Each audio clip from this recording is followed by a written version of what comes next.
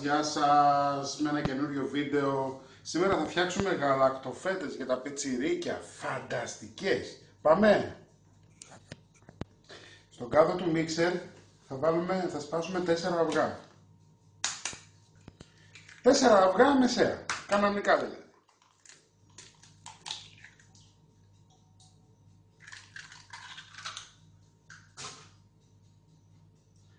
«150 γραμμάρια μέλι.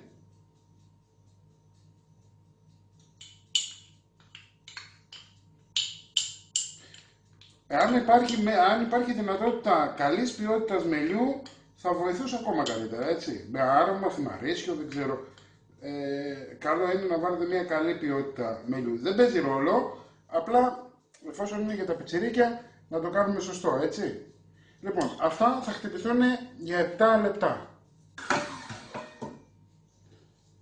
Μετά από 7 λεπτά, κοιτάξτε πως έχει γίνει, έχει αφρατέψει. Τι θα κάνουμε τώρα? Εδώ θα ρίξουμε μία τσιμπιά αλατάκι. Θα το βάλουμε, θα το χτυπήσουμε και συγχρόνως θα ρίξουμε 150 γραμμάρια γάλα. Είμαστε έτοιμοι. Τι θα κάνουμε τώρα? Θα ρίξουμε 150 γραμμάρια αλεύρι που φουσκώνει μόνο του, φαρίνα δηλαδή.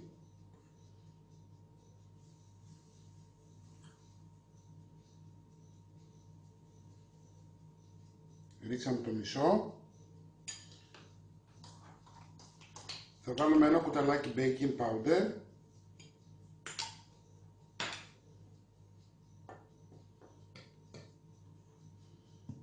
Θα ρίξουμε άλλη μία δοσούλα. 40 γραμμάρια κακάο.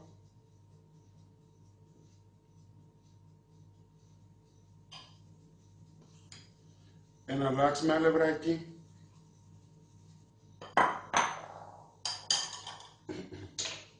Λοιπόν, με μία μάρις τώρα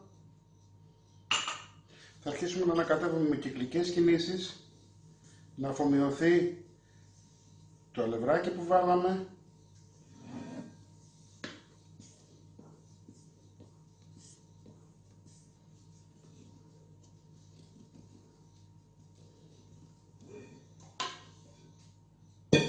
Σε ένα ταψάκι 30 επί 42 θα ρίξουμε το μείγμα μας. Τι έχω κάνει? Έχω βάλει ηλιέλαιο, έχω βάλει τη λαδόκολλα, έχει κολλήσει η λαδόκολλα κάτω στον πάτο για να μην μας κάνει ζάρες, και πάνω από τη λαδόκολλα έχω ξαναβάλει πάλι λίγο ηλιέλαιο για να μην μας κολλήσει το παδεσπάνι. Πάμε να ρίξουμε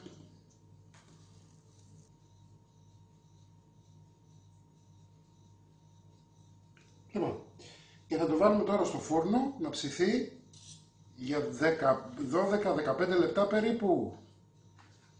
Θα το δείτε, θα στεγνώσει από την πάνω μεριά. Έτσι.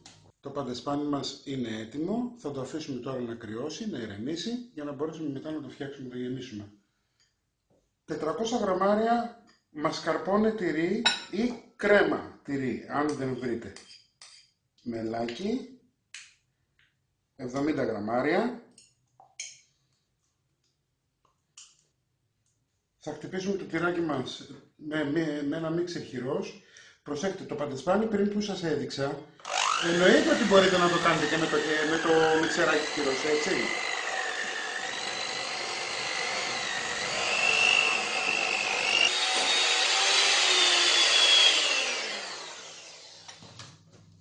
«400 γραμμάρια κρέμα γάλακτος, φουλ λιπαρά, χτυπάμε να κάνουμε σαν τη γη».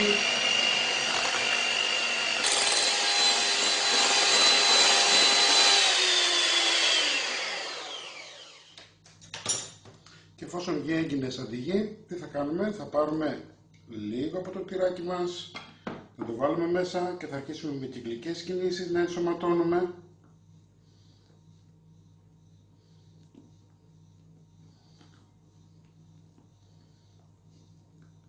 Απλά πράγματα, έτσι, δεν είναι τίποτα.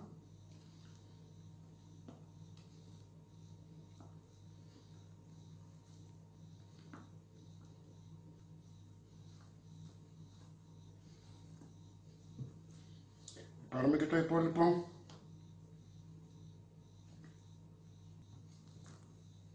Έχουμε κόψει ακριβώς στη μέση το παντεσπάνι μας, έτσι.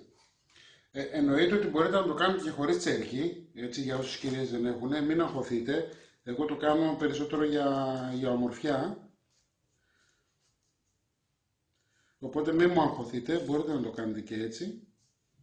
Λοιπόν, και τι θα κάνουμε τώρα, θα πάρουμε κρεμούλα.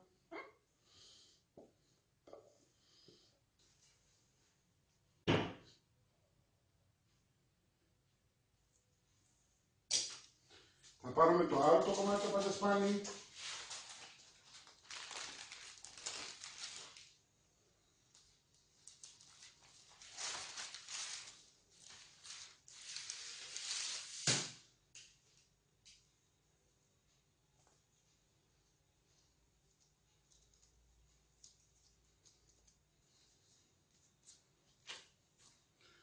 Θα πιέσουμε ελαφριά με το χέρι μας για να μπορέσει να πάει παντού.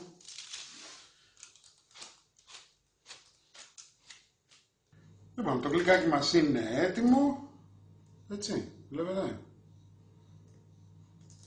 Αυτό που θα κάνουμε τώρα είναι να το κόψουμε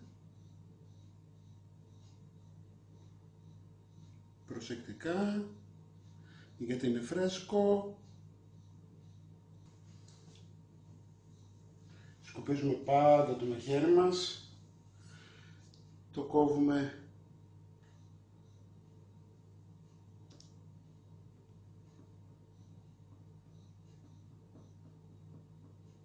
το χωρίζουμε καλά.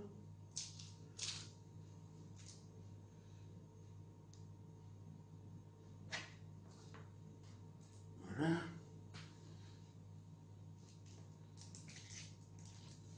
Και η πρώτη μας είναι έτοιμη. Ωραία.